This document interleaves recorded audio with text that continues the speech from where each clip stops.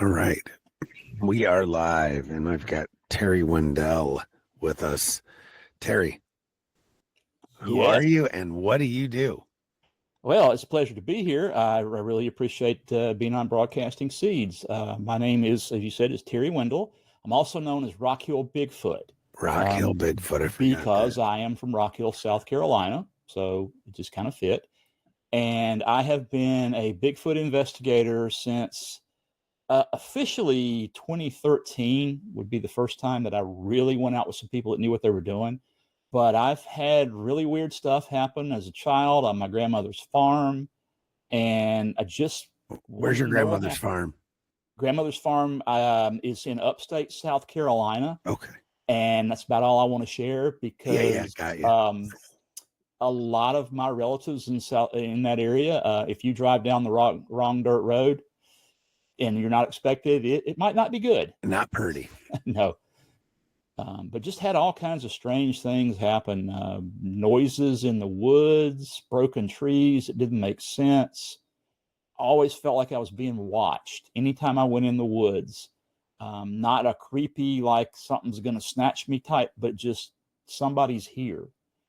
Like if I turned around fast enough, I'd see somebody duck behind a tree or down behind a hill or something, but I never did.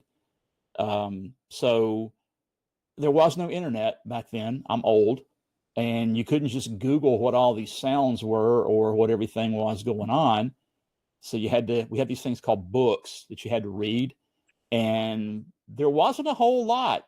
We're talking back No. in the late '60s, early '70s. There really wasn't a whole lot about Bigfoot. No. It was in the science fiction section in the library, and they might have had two books. So I just got to wondering, what in the heck is all this? I'd hear noises. There's an old farmhouse that I used to stay in, and when I was with my grandmother's, I can show you, call up a map here of where it is. This is our family farm. It was an ancestral farm, been in my family for generations. It's about 2,000 acres. Pretty much everything you see there, we either owned it or knew the people who owned it. And there is a house, if I can find it on here, there's a house we call the home house, that where that little red circle is that you see now. That's where I stayed. That was where my grandparents and great grandparents lived, and they actually built the house there.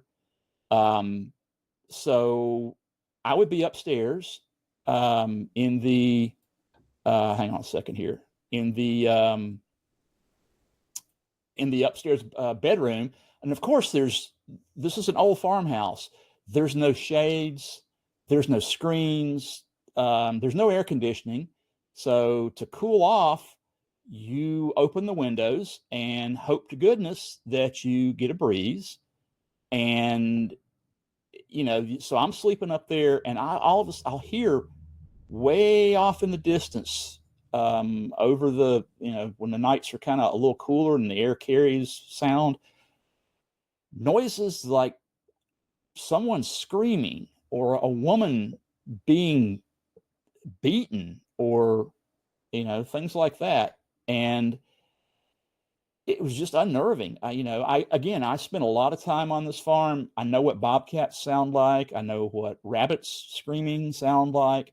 I know what cows at night sound like.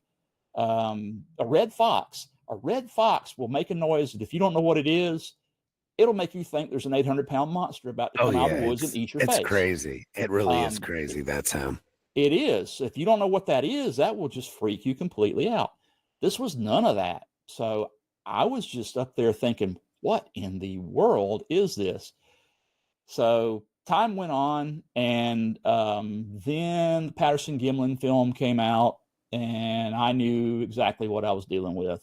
And then The Legend of Boggy Creek came out, and that scared me so bad that it took me about 2 years to go back off of the main property into the woods, because my grandmother's farmhouse had, if you've seen The Legend of Boggy Creek, There's a scene where they're in this old ramshackled house with a kind of a wraparound front porch with no screens on the windows, and the woman's sitting by the window on the couch, and a hand reaches in and grabs her through the window.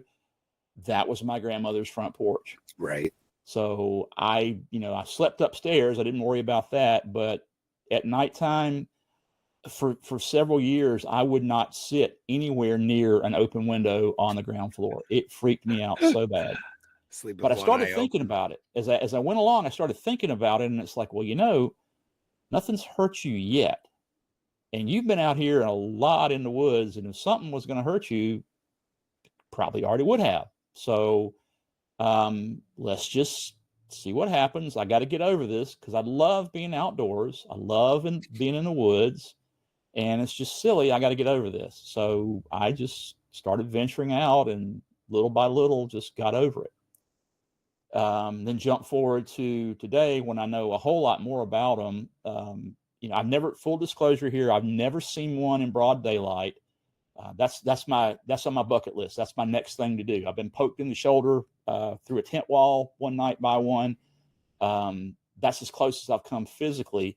I've been close before, but I've seen eyes glowing, but I've never just like seen one walk out across the road, and I want to do that. That's just me. So I have seen dark shadows wandering through camp a couple of times in some places I was camped with friends, but I want to see one. I really want to see one at this point. I'm curious. I want to know what's going on. I don't think these things are inherently vicious. I don't think they don't mean to hurt us. I don't think they really want to interact with us in most cases, although some of them do get curious. If you have somebody who's in an area a lot, the people are not, out in the woods acting the fool, blaring radios and trashing up the place, because you're in Bigfoot's house when you're out in the woods, and be a little respectful, and that goes a long way. So I think they kind of get curious and they'll come in closer, because I think I tell people, my opinion is we are their TV. The young ones especially, they're curious about us. So they come in pretty close sometimes. I've had them on several occasions come in.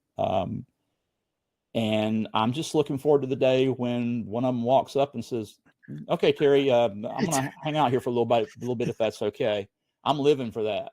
So yeah, the stuff that you hear, and this is my opinion, and there are as many opinions about Bigfoot as there are people to have opinions. oh yeah. And if people disagree, that doesn't mean we can't still be friends and hang out and eat pizza together. But my opinion is, with some of the bad stuff that you hear, screaming, people saying they were throwing rocks at us and trying to get us, they're scaring us out of camp, or throwing logs. Well, what were you doing? Were you between them and a food source? Were you out in the woods and you found this beautiful creek with a sandy beach, and you were fishing and you were pulling out trout left and right? And then you went back in your tent that night and all this ruckus comes up. Well, here's Mr. Bigfoot. Mrs. Bigfoot has sent him out to go get supper for the evening. If he comes home empty-handed, it's not going to be a good day for him in the Bigfoot world. So his job is to get to the stream, and to do that, he's got to move you out of there. So I think a lot of the stuff that you hear, the negative things, are brought on by what we do, how we react to them, or the situations that we put ourselves in. You just might be in the wrong place at the wrong time. Exactly. You're in the wrong place at the wrong time. If all of a sudden, if I'm at my house with my feet propped up, getting ready to eat a meal in the evening, and all of a sudden the door opens and somebody comes in, and you plop down on my couch and prop your feet up on my coffee table with your muddy boots, and you start throwing litter all around my living room, I'm not going to be happy about it. So, you kind of got to take that with a grain of salt. Same thing. Yeah. I mean, it's even with like bears, anything. Yeah. You're not going to go, you're not going to say, you're not going to blame the bear for you. You can't blame the bear for being a bear. Right. So same You do thing. silly things and you get silly results. And at the end of the day, it's their home. Yeah. If that's Yeah, absolutely. needless to say, That's why my there's all respect these theories, but at the end that's of the why day, my logo has the respect between us in it. yeah, I've learned that goes a long way. And again, you can if you don't share that opinion, that's fine. We'll still be friends. That's not a problem. right. So what is your first what's your first encounter like that you remember? And mine was when I was like 11. Probably about that same age for me. Um, I was again on my grandmother's farm, and I'm walking along. We had I'd done all my chores, and we had an old we had pulpwood on this farm as well. So we had a logging access road that went from the home house down into the woods, and then you could cut over and go to a creek that had a freshwater spring. And there were 3 creeks, a couple of rivers, and 3 or 4 springs on this property. I mean, this place, you name it, we either grew it or farmed it. Plus, there's tree cover everywhere. So this is Disneyland for Bigfoot. That's what I was about to say. Seems to be like Small game, quite large habitat. game. Amazing. Oh yeah, Yeah. oh yeah, plenty of cover. So I'm walking down this road. I'd finished my chores, and I'd asked my mom if I could. It was hot, and could I pack a ham and cheese sandwich and go down to the spring and cool off? And watercress was probably growing, so I was going to grab some of that, and there's probably going to be some berries in season. And she said, "Well, yeah, just be home before sunset." Yes, ma'am. Half hour before sunset. Yes, ma'am. So, and this was back when it was okay for 10 and 11, 12-year-old kids to go wander in the Oh, of woods. course, absolutely. Because again, if I had gotten lost, and I knew the area pretty well, but if I had gotten lost, all I had to do was keep walking until I came out on a road, and everybody around there was either my relative or a Right. friend. So I could just say, could you please call? And yeah, it's the little Wendell boy again. He's over here. Can you come get him? So I'm walking down this road, and I've been down this road before, and it's along the edge of a cow pasture. So there's a little bit of there's a barbed wire fence on my right, and then there's some tree growth on the left, and there's a little bit of tree growth on the right up on the edge of the road. So I'm walking down this road, and I get to a pine tree that's probably about as big around as my leg is now, probably about like that. Mm-hmm. It snapped off about 6 or 7 feet up. I mean, just like snapped like a toothpick. And the top of the pine tree is laying there on the ground. And I thought, well, that's weird because we haven't had any storms or anything around here, and I don't know what's going on, but okay, I'll keep walking. Kept walking and kept walking. And I'm starting to get this feeling again that I'm not by myself, that somebody else is around. And I just have come to the conclusion that that's what it feels like being me walking in the woods, because I don't understand what it is yet. So I'm walking down the road, and I come to another pine tree snapped off exactly the same way. And so that gave me a minute to pause. I'm like, okay, this is odd. This is really unusual. We have no other trees are snapped off. Sometimes trees do fall in the woods, but not like this. They're just broken off. Okay, let's keep going. So I'm trudging on down the road, and I come to a third pine tree. This one is not only snapped off, it's pulled up by the root ball, turned upside down, and jammed in the ground. And I'm looking at that, and all of a sudden, I got this really strong feeling that, you know what? I don't need to go to the spring today. This is something odd. I'm gonna head home. I'm gonna head home, and I'll just eat my sandwich when I get home. It was a little creepy. In fact, it was so off-putting that I actually went out and jumped the barbed wire fence into the cow pasture and got out into the cow pasture to go back home, thinking, well, if something's going on and I see something, again, at this point, not knowing what something was, at least maybe out here in the field, I can see it coming, and I'll at least have a chance to try and get away. So I got back to the house, and didn't really say anything at that point, because what am I going to say? You know, back then, Bigfoot was a joke. There was no Bigfoot. There was no such thing. Later, I tried to talk to my mom about it, and she was just, "Oh, you're imagining things." And I'm like, "No, I'm not. I promise you." You know, the noises I would hear. Oh, that was just a we didn't have coyotes at that point. That was just a cow, or that was a something. And I'm like, no, I know what those sound like. So that was probably my very first anything going on. Never saw one. But then again, soon after that, you know, The Legend of Boggy Creek and the Patterson Gimlin film came out, and yeah, I knew what was going on. So that was my very, very first one. That's awesome. So you've been doing this since, so the better part of 10, 12 years? Yeah, I'll call it officially about 2013. I had always wanted to go out and do this. I got curious. I got at a point in my life where it's like, okay, I got a pretty decent job. I like camping. I like the woods. I'm comfortable in the woods. This is going to be camping with a purpose.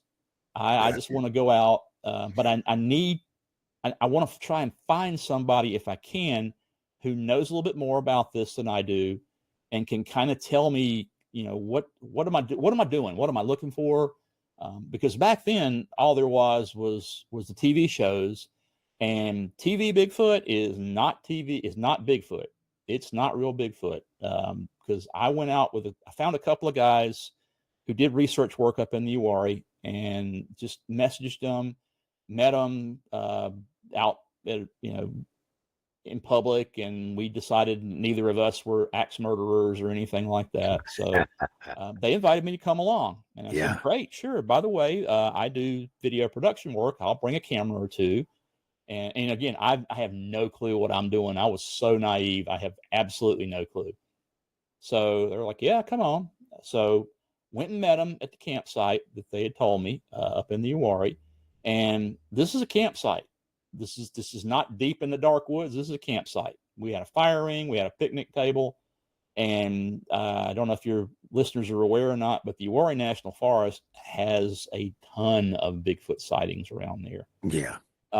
So we're sitting there, and, you know, we've had our evening meal, and the sun's starting to go down, and I'm thinking, okay, what are we gonna do? You know, because all I've seen is you gear up, you go out stomping through the woods in the dark, and you look for stuff. Again, crazy naive, but I said, so when do we start? And one of the guys looked over and said, "We already have." I said, "What do you mean?" He said, "We've already started." I said, "Well, when do we go out, like, in the woods and do stuff and walk around?" He said, No. You don't want to do that. You're crazy. You do that, you'll walk out in the dark and step in a gopher hole and break your knee, or fall off a cliff and break more than that. No, you don't want to do that. You don't have to do that. They'll come to you." And it's like, okay. So I'm sitting there a little longer, and, you know, another half hour's gone by, and I'm thinking, these guys are messing with me. They're just, I'm the newbie. They're messing with me, you know? So I said, "Guys, really, what are we doing? When are we going to go start doing it?" And they said, and the guy looked over and went, "Wait." Just like that. "Wait." I said, "Okay, I'm waiting." About an hour goes by now, and still nothing, and it's dark. And I'm sitting there thinking, I'm not going to get anywhere like this. So I just said, "Guys, you know what? It's been a long day. It's been a long drive up here. I'm just going to crawl in my tent. Just go, you know, come wake me up if something happens." And the guy looked at me again one more time and said, "Wait." 5 minutes after he said that, we hear, coming through the woods, thump, a rock. Rock got thrown at us. And the guy looks over at me and goes, "Here we go." So now I'm like, okay, this is real. This is, because what else in the woods throws rocks? Throw nothing besides us. Not in the United States, right? Yeah. And the area that we were in, there is no way anybody could have been out there. We were on the edge of a kind of a steep drop off. We had a service road to our back. There really wasn't anyone else around the campsite. And these guys at the time had all the FLIR and night vision stuff you could have. So for somebody to be out there, they'd have had to been, I don't know how they could have gotten there. We'd have seen them, we'd have heard them.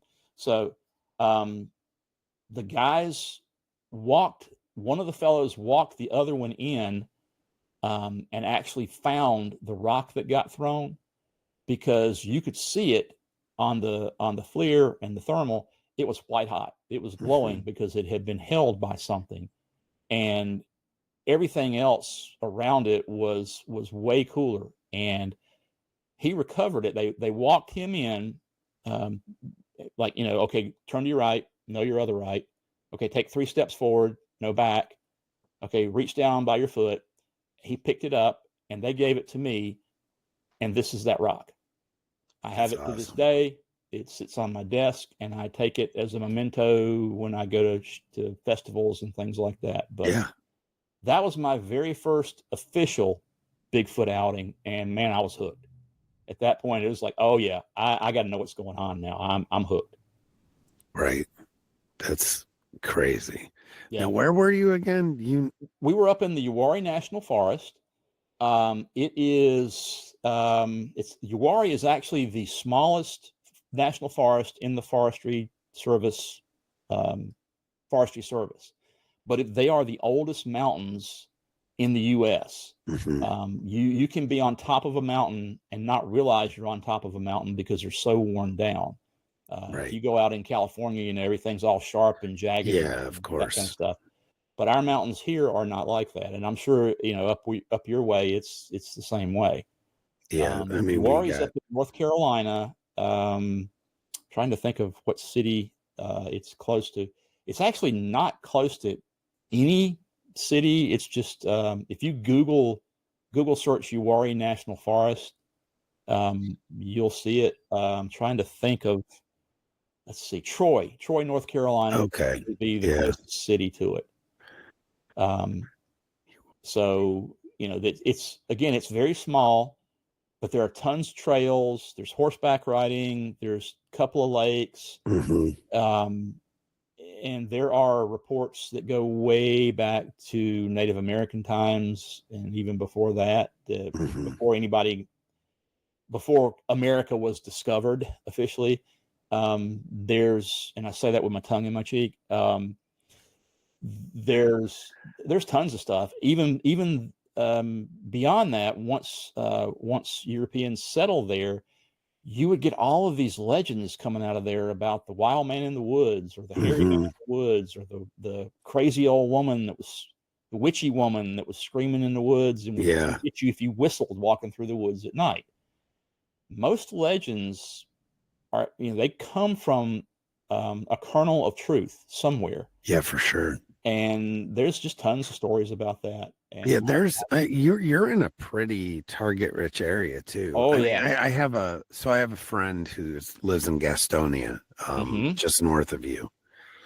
Well, northwest, right? And he goes over to, oh gosh, what's that? It's just west of there. Kings Mountain. Oh, I know Kings Mountain very well. And he's had a couple encounters there. Like, holy moly. Yeah. And there's a state park. Isn't there Kings Mountain State Park that's in South Carolina? State Park, and there's Kings Mountain, which are two different things. Right. But they're all the same area. It's basically the same area. Yeah. I mean, it's all within 40 miles from around here. There are Native American legends. And settlers legends about stuff going on there. Yep.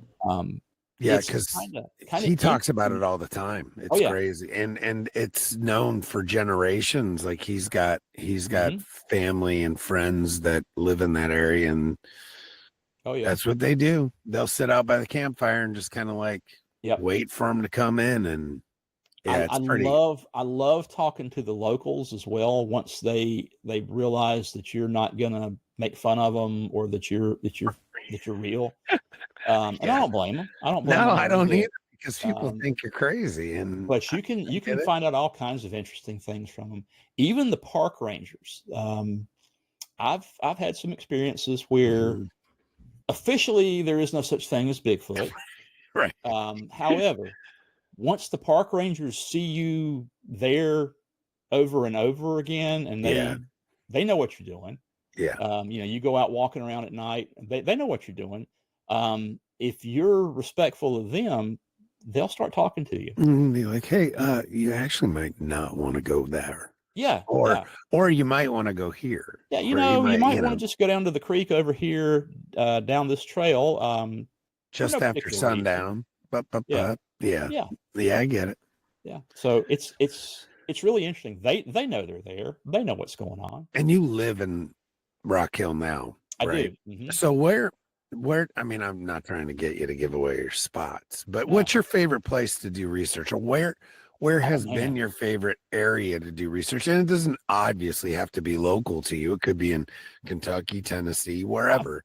I've been fortunate since I've gotten into this. I've been all over the place. Yeah. I've researched in Uwari and a couple other places in North Carolina. I've been to Georgia, had a lot of stuff happen in Georgia. Georgia is just crazy.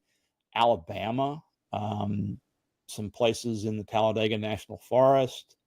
I can show you, I've got a walking stick through my pack that I had outside my tent that was gifted to me, I guess, one evening. Some sort of gift, right? We had some strange stuff going on there. I've actually been out to, I got a good friend who's Native American that lives out in Oklahoma. Okay. And I've been out there to her place. She has them on her property and basically just calls them the hairy kids. She grew up with them. Wow. Her grandmother taught her about them. So went out there and didn't see one, but I saw some weird lights in the woods, which are really odd. And just the day or two before where I was supposed to go, where she was going to take me, that had a lot of activity, she sent me, let me see if I can find it here real quick and I'll show you. She sent me a picture of that footprint. Oh, wow. That's her foot. This is one she calls owl caller because he makes owl calling noises. Gotcha. That was probably about 50 yards away from where I was going to be camping.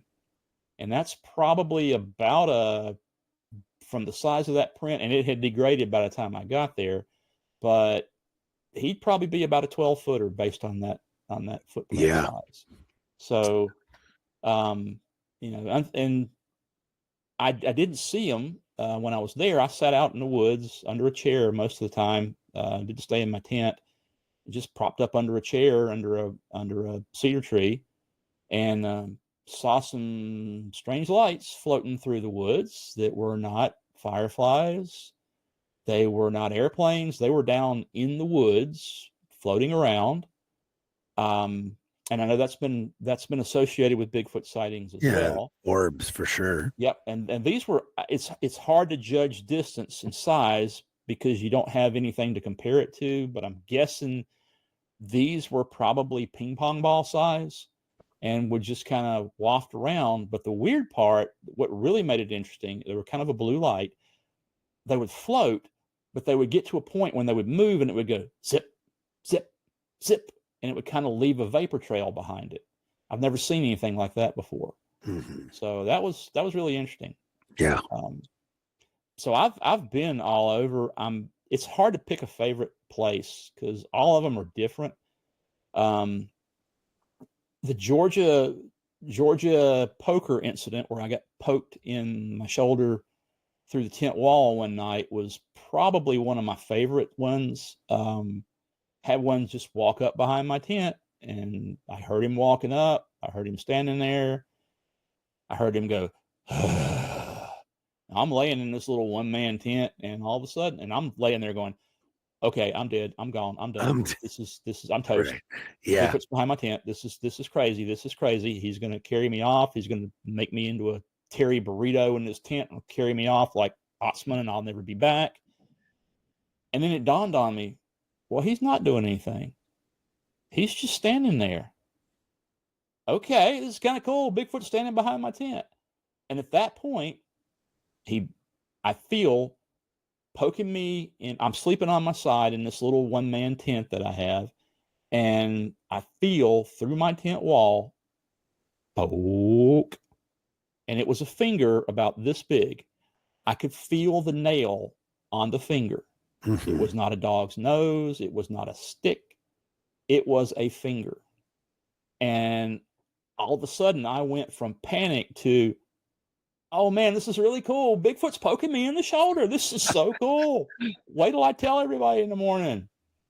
And this was a gathering that my same friend here, who I went to her place, this was a group that she kind of herds around a little bit, and we go different places. I walked out the next morning. I came tearing out of my tent. Hey, you guys aren't going to believe this. You guys aren't going to believe this. She's sitting up by the fire ring just grinning. And I looked at her and it was like, I said, you knew, didn't you? You knew.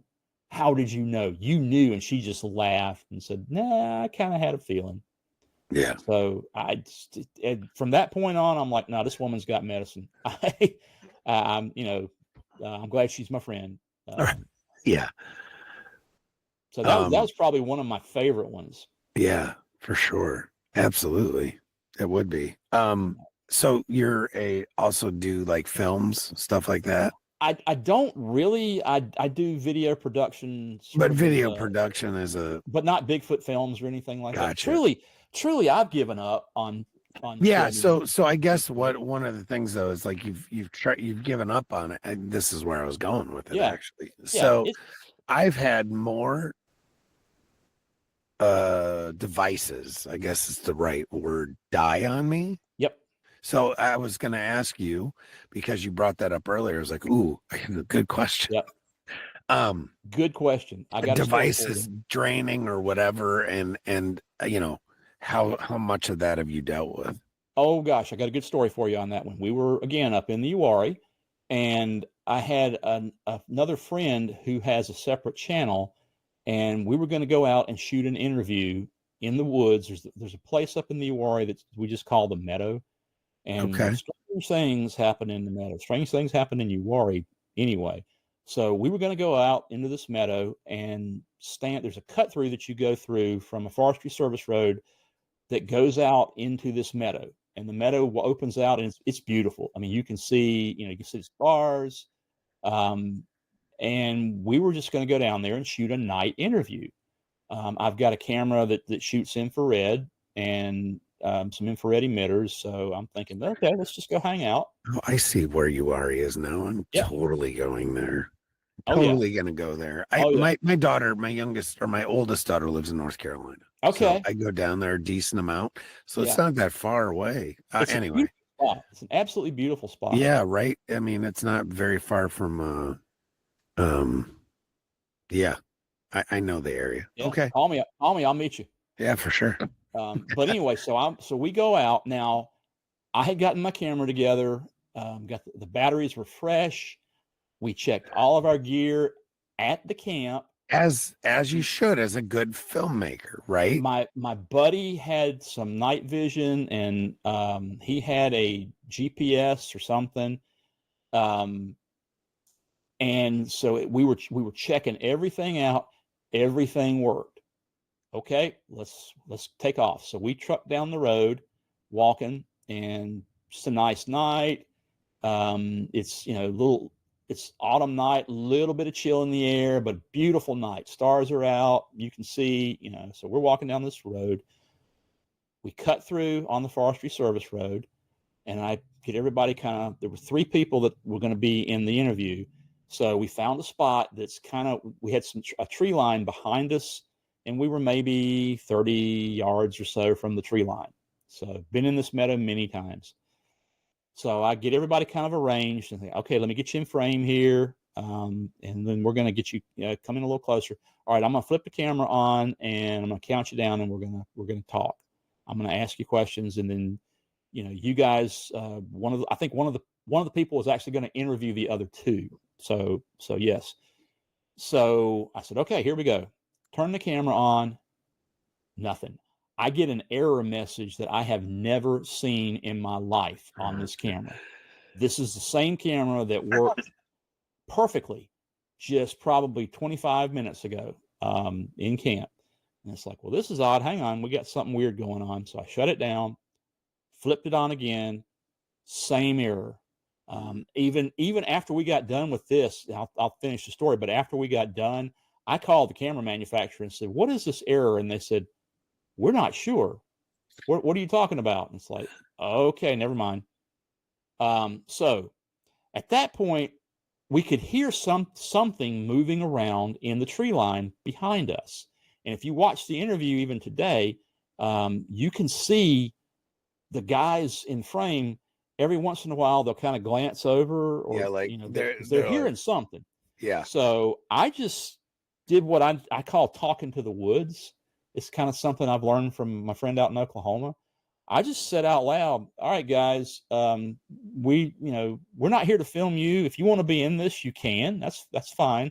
We don't mean any disrespect. And we're just I just need to film these guys. We're not trying to get you in the shot. So if you'll let us do that, we'll be out of here. Everything's fine. Turn the camera on, works perfectly. Everything works. I shot the interview.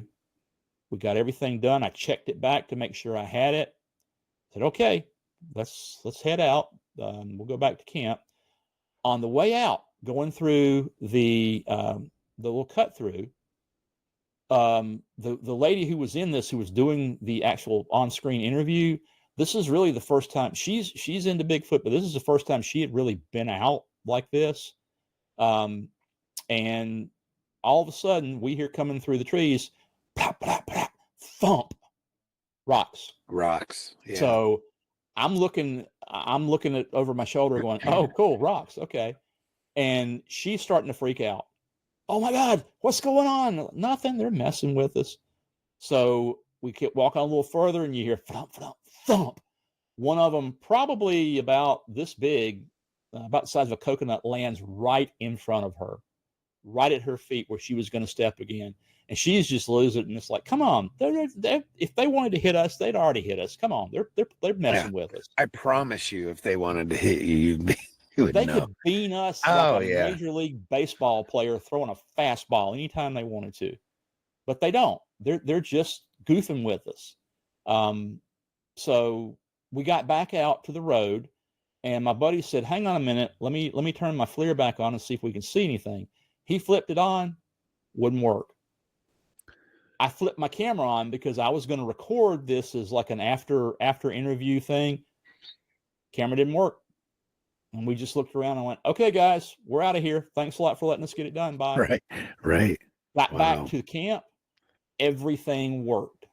So you tell me, I got nothing for stuff like that. No, I've had the same incidents, and I've had devices that would not work, and then they would work again, like fine, right? But I've also had them that were completely drained.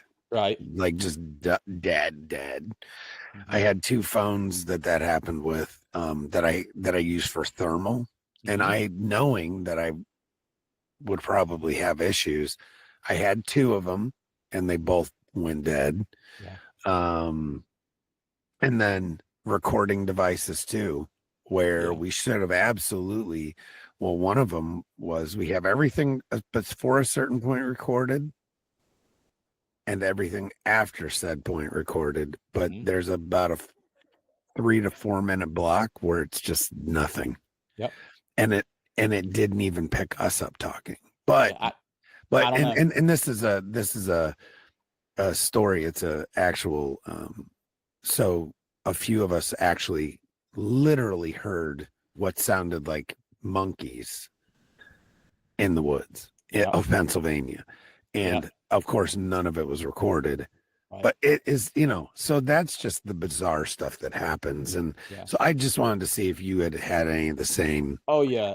And I think anyone that's been doing this for half a minute has had the same things happen. Most likely. And that's why I say, I really, people ask me all the time, well, why don't you take pictures? Why don't you post videos? Just like, why? Why would I even also try say anymore? to them, well, come out with me and you'll see why I Yeah, don't. you'll see. Because it's kind of a futile point. Actually, the only thing I use videos for, I have trail cams, and I put them up basically because I'm a little freaked out. So I put them up as deterrents. Right. So Yeah, like, Bigfoot don't repellent. come in this area, Bigfoot repellent. That's, So we have those, and we also use driveway alarms or the infrared beam alarms. Yep. Because I'm convinced that they can see those as well. Oh, I absolutely. I have a friend. I have a friend who has a photo, if he would ever release it, that proves they can see in infrared. Yeah. This is again up in Uwari. He had a trail cam up in a pine tree, probably about 12 or 13 feet up, and he got a picture. Something walked up to this camera, looked up at it, kind of just like if the camera was at my eye level, it would be down here just a little bit. This is 12 feet up in a pine tree. Yep. The camera triggered and fired. And the picture that he got, the closest thing I can describe it as, if you had a young chimp, he got probably about this much of a face, if I can do this on the camera, of a chimp, 12 feet up, and it's huge. It's not a chimp. Right. You can see where the eyes, where the hair is, the patterns on the cheeks, and it thins out in the eyes. You can see the nose, the crest I feel like of the nose. Scott Carpenter might have got a picture like that. Something similar to that. Maybe it wasn't him, but it was somebody he was affiliated with.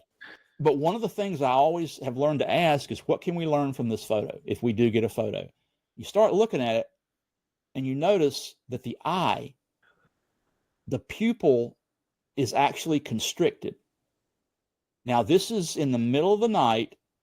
The only light was the flash from the infrared. Wow, great observation.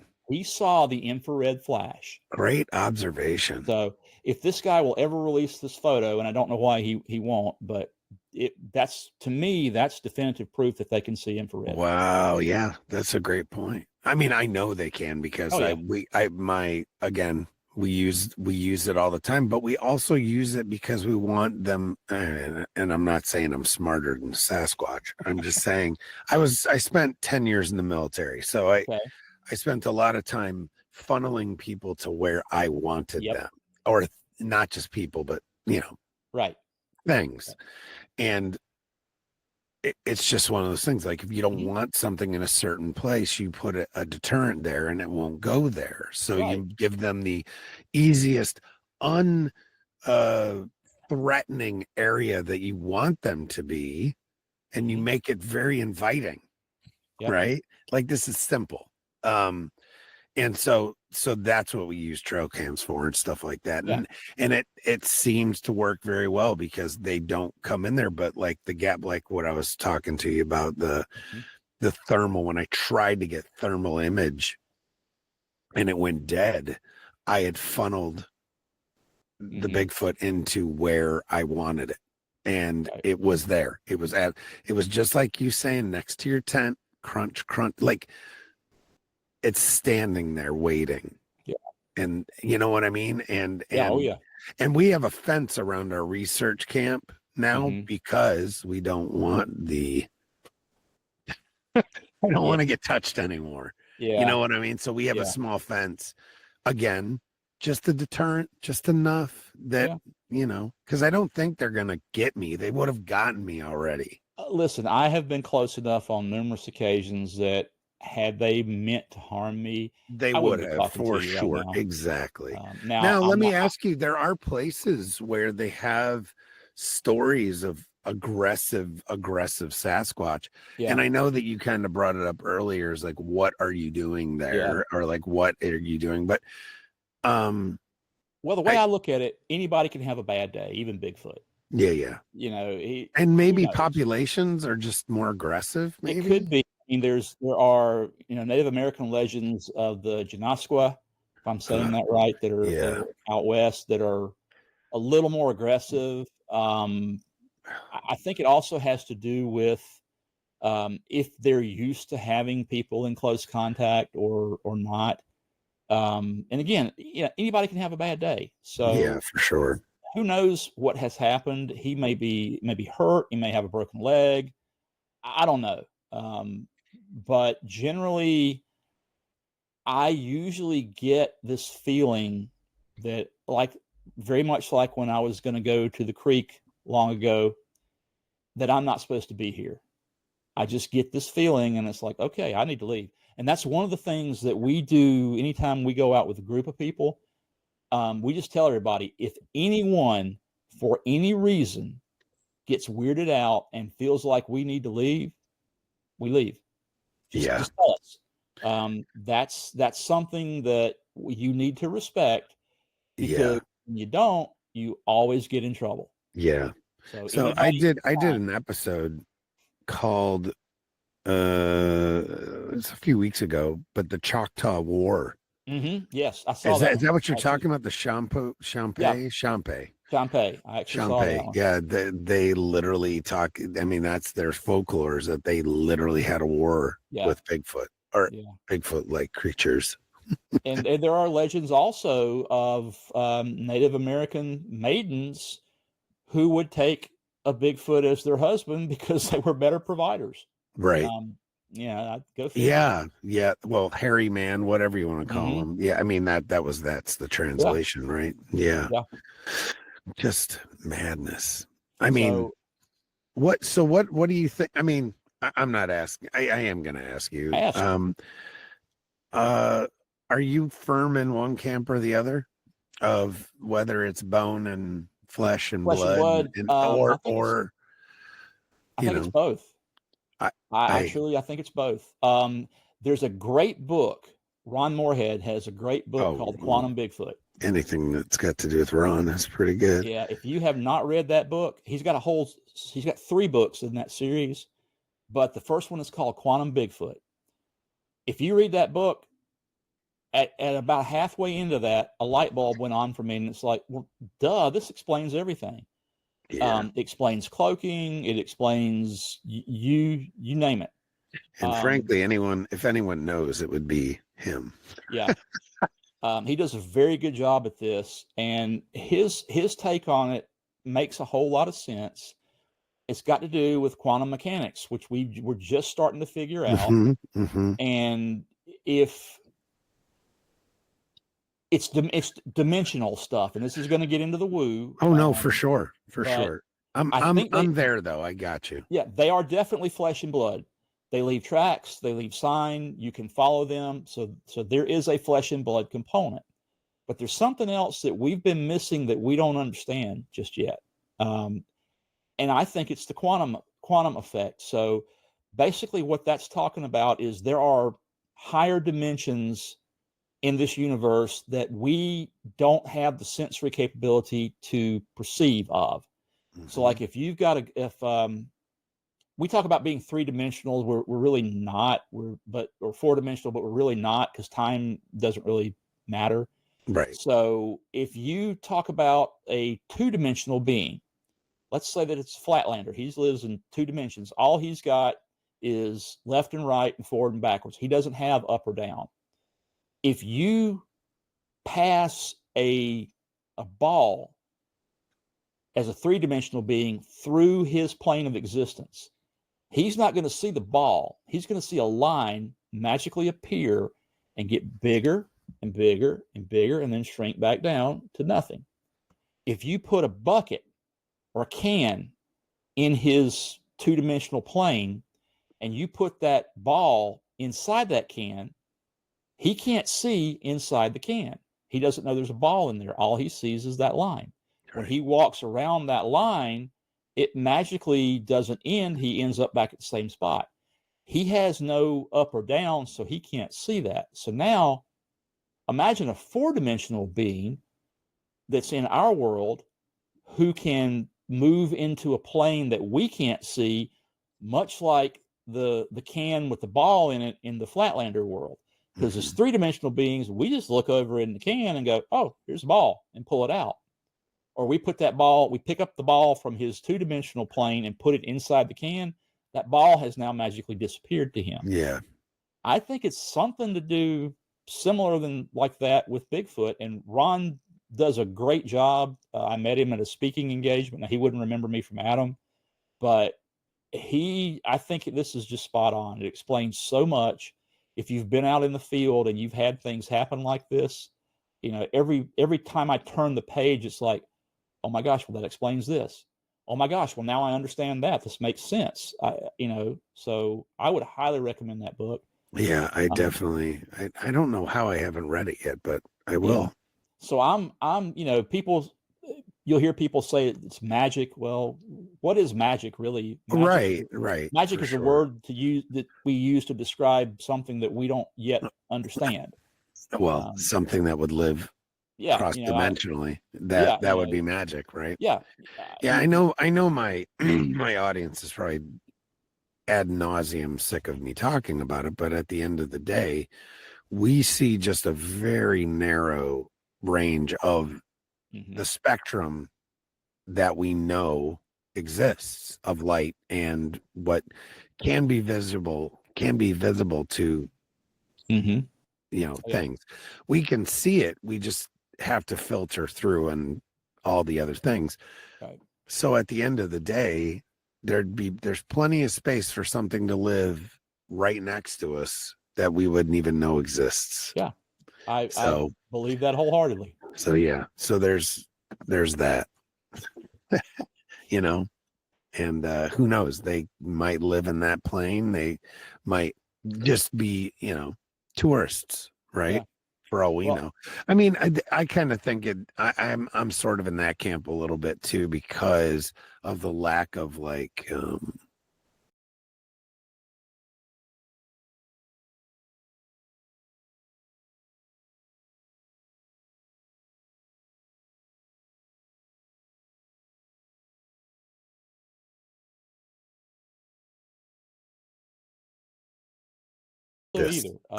know the guys out in the Olympic project out on the Olympic Peninsula have a habituation site that they've been dealing with, where they've actually found nesting sites. Yeah. Some of those up in the Uwari and other places, but I don't think that's a permanent thing. I think they can move in and out of our plane of existence. And again, I'm gonna make some people irritated because I'm getting into the woo stuff now, but you do this long enough and you start realizing there's stuff that we don't understand. We can't see. We don't have the capacity to see things like they do, or to experience things that they can. For sure. And that to me, this is the missing piece of the puzzle. Yep.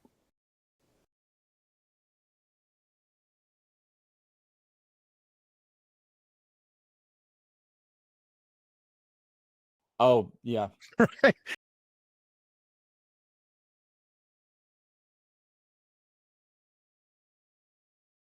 And that goes back to why I don't try and take pictures or video anymore.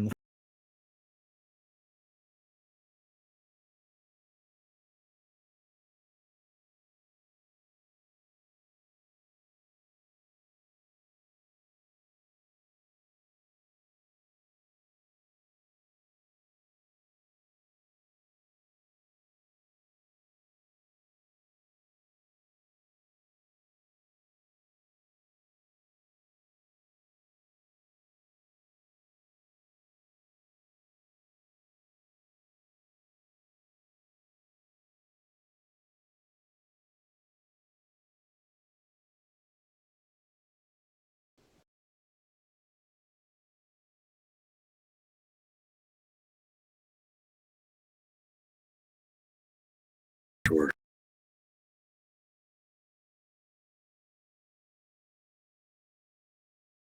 One of the things I find is that if you're out, we always plan our trips for at least 3 nights, because most of the time nothing happens until the 3rd. Yep. Just because it's like proved, I think. I mentioned going down to Alabama, just observing and researching with some folks. The area that they're in is and a then we don't get serious high anything usually strangeness until area. It's usually not just the third Bigfoot, night. it's UFOs. So It's just where I saw a portal open and close.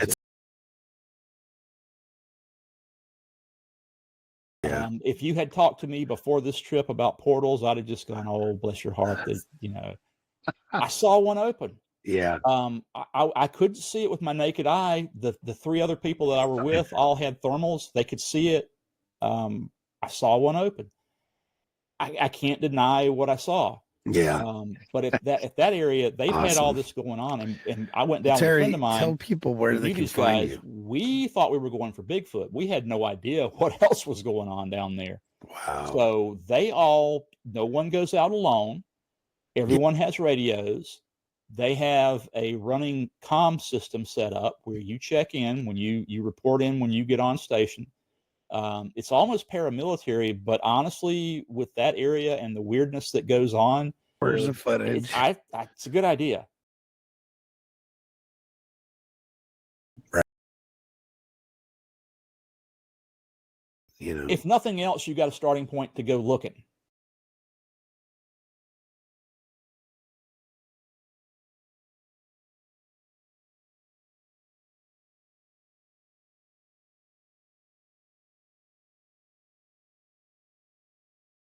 And for me, this is fun, but I do want to go home at the end of the day.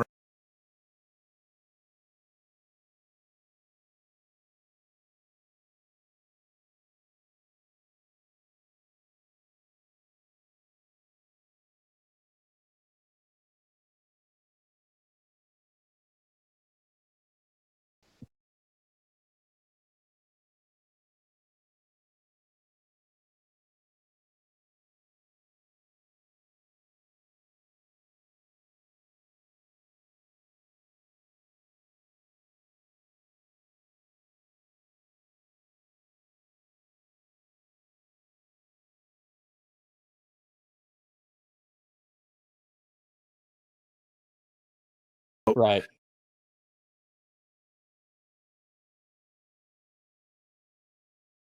Well, again, respect is key. You're in their house. So don't be that camper who goes out with a cooler. You know, if you choose to take a cooler of beer or adult beverage with you or whatever, that's fine. I don't, just because that will discredit you immediately for anything that does happen. But you know, just be respectful. Don't trash up the woods. Don't leave your litter laying around. You know, I've found tents that people have broken, you know, these bargain basement tents, and they just left them in the woods, and you know they're all over the place. I don't know of anywhere I've been that I haven't at least found a plastic water bottle or an adult beverage can, because people just are skeezy, and yeah, don't do that. That's the biggest tip I could give you. Don't be that person. Don't go blaring loud music. We don't even do call blasting anymore. I don't really mess with that, because you don't know what you're saying. You could be saying something derogatory about somebody's family lineage and not know it. Right. If you're gonna play music, play something quiet. They seem to like quiet stuff, guitar or flute or things like that. Again, they're curious. They truly are, especially the young ones. I think they're as curious about us often as we are about them. Be respectful of, am I in the way of a potential food source? Are there young ones around? You know, if I don't have kids, but if you're somebody that has kids and you look out in your backyard that's fenced in, there's somebody you've never seen before hanging over your fence talking to your two kids, you're probably not going to react real well. You're going to go happens so much. Yeah. You know, be aware there could be young ones around, and any creature is going to protect their young. So just move slowly and be humble and be respectful, and go out with an open heart. You know, don't go out with the idea that I'm going to prove Bigfoot exists. Sure. I'm going to go film Bigfoot. Right. No, you're not. Absolutely. It'll be fun. And then we should probably do maybe we'll do a follow-up episode. They know we're there. after that. In the, So we'll like have in the some early activities. fall. Let them. To say that again? A lot of people ask me. Hey, you never when I know. speak, a lot It's of people always ask me, possible. "What do you do if you run into one?" Yeah, man, for and sure. I said, well, treat it like any other. Number one, treat it like Awesome. any other wild animal. Really If appreciate you walk coming around on, and corner of a trail and there's a we will have bear to in do the this middle of the again. trail, I would hope your first reaction would not be, "Oh, let's go feed Boo Boo, the nice little bear. Look up." Right. You're going to have a bad day. Don't do that. Let him make the decision as to what to do. If he wants to leave, let him leave. Don't chase him. If he wants to come back, he'll come back. If he stays there, just, it's going to sound silly, wave, talk to him. Hi, how you doing? I'm not here to hurt anything. Just curious about you. Don't mean any harm. I just wanted to say hi. It sounds silly, and when I first did it, I thought, this is insane. I'm just talking to the dark. There's something to that. They know. I don't know how they know, but they understand. So if you do bump into one, again, let him call the shots. If he wants to leave, let him leave. There could be young around. A lot of folks that I've talked to that have been in this longer than I have said there's rarely are there just one of them, unless it's just a male who's out roaming around territory. A lot of people think that's what the rock tosses are about, is there's 2 or 3 of them, and one of them is going to throw a rock, and you're going to go look where the rock hits, which is not where they are. So you're looking over here, they're moving, again, over here on the other side, and they distract you. So kind of a tip there. Yeah. But just be respectful, be kind, be quiet and patient, and just go in with a good heart. And you may have to sit there 2 or 3 times. I've been out before, nothing happens, and we just have a good time sitting around the campfire. Yeah. For sure. But just let them set the pace, and you'll usually be okay.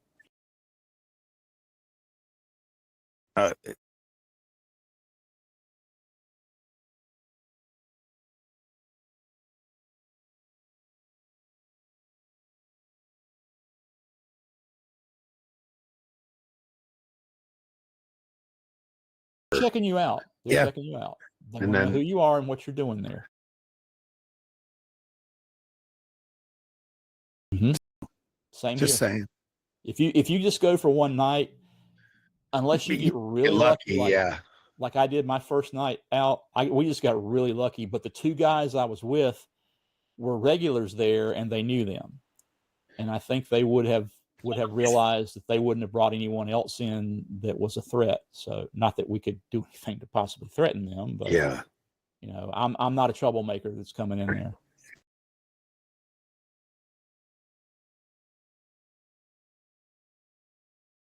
Well, I'm online, rockhillbigfoot.com.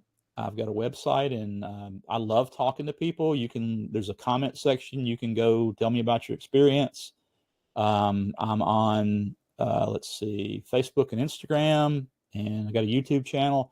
And again, there's not a lot on there, so don't go looking for, you're going to see Bigfoot walking through. A lot of it is just me talking to the camera, just kind of like a video diary. Right. So you can find me there. I'm going to be speaking at as we talked about earlier, the Central Pennsylvania Bigfoot Festival up in Ellsburg, Pennsylvania, and that's August 8th and the 10th through the 10th. That's going to be a lot of fun. I'm looking forward to that one. I know you're going to be there. I will be. After that, I'm going to be at the Western North Carolina Bigfoot Festival, which is in Marion, North Carolina. Okay. That thing is huge. That is August the 23rd. I've done that one a couple of years now, and it's a lot of fun. But like I said, it is absolutely huge. You can spend the day there, and lots of great people. I've made good friends there. After that, there's a new one that I just got asked to go speak at, is the Uwari Bigfoot Festival. It's up in Denton, North Carolina. This is something brand new. It's going to be August 30th and 31st. Never been there before. I just saw it had come up and just said, "Hey, are you looking for speakers?" And they went and looked at my website and said, Sure, come on, we'd love to have you. So it's going to be a lot of fun, I think. And I think I probably, I don't know if I should say this or not, but I think one of their keynote speakers is going to be Turtle Man. Gotcha. I met Turtle Man when I was up in Pennsylvania at another one last year. Ernie, he's just Turtle Man. That's all I can tell you. He is, if we could bottle him, we could solve the world's energy crisis, but he has a heart as big as Texas. So if you're a Turtle Man fan, I think he's going to be there as well.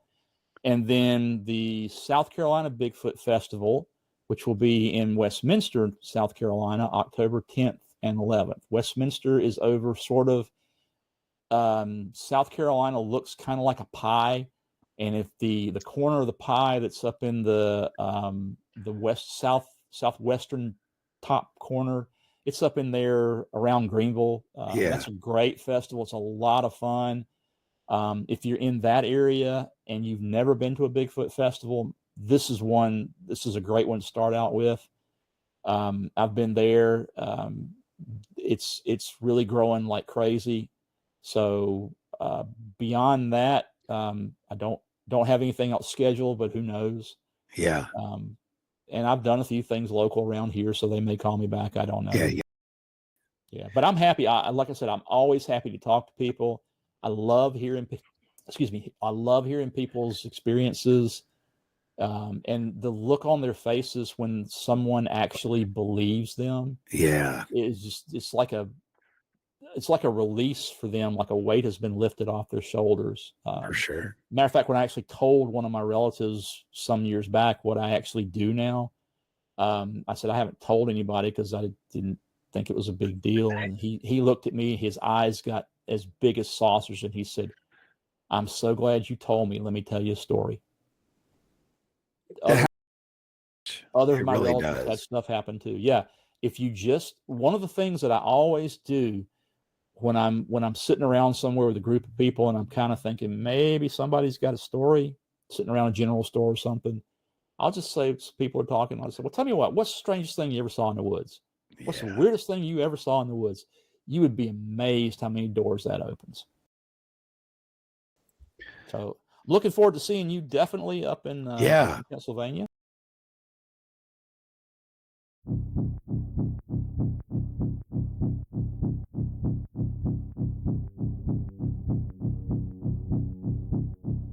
Hopefully we'll have some activity up there. Yeah. Some hairy guy activity. Yeah. Yeah. Have a great time. Anytime, you just let me know. Yeah. I got bad thoughts that make my mind scared. Hold me hostage and they don't fight fair. Who gon' pray for me and wipe on my tears? Who gon' save me if you not right here? Move this darkness and make my sight clear. Take me your way cause I don't like here. Ghosts of my past, they feeling the night air. Wake me up, I'm trapped in my nightmares. Wake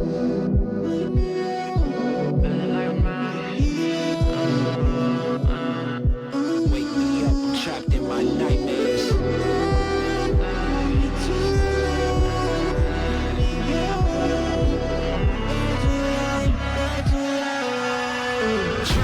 Drowning, I'm off the deep end. Apparitions of all my demons. All my thoughts are committing treason. All alone, who gon' hear me screaming? Manifestations of my fears. Regrets that stretched out for light years. Can almost touch the light, homie, it's right there. Body free but trapped in my nightmares. Wake me up, don't let me drown. All the lights are fading.